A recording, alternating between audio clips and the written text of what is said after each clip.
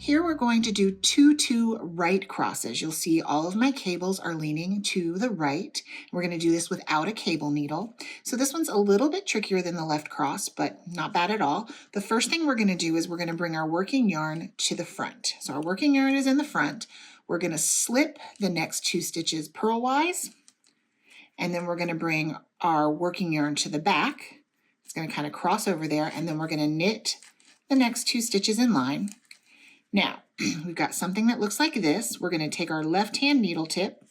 We're going to actually bring our yarn to the front next. Take our left-hand needle tip and go into the back of those 2 stitches that we slipped. So we've got something like this. And like I say, I like to keep this in kind of an X because it keeps things from moving around. I'm going to slide the right-hand needle tip out of all of them, back into the ones that have already been knit. Bring the yarn to the back because we're ready to knit those stitches that have been slipped. And then we have a cable cross that leans to the right.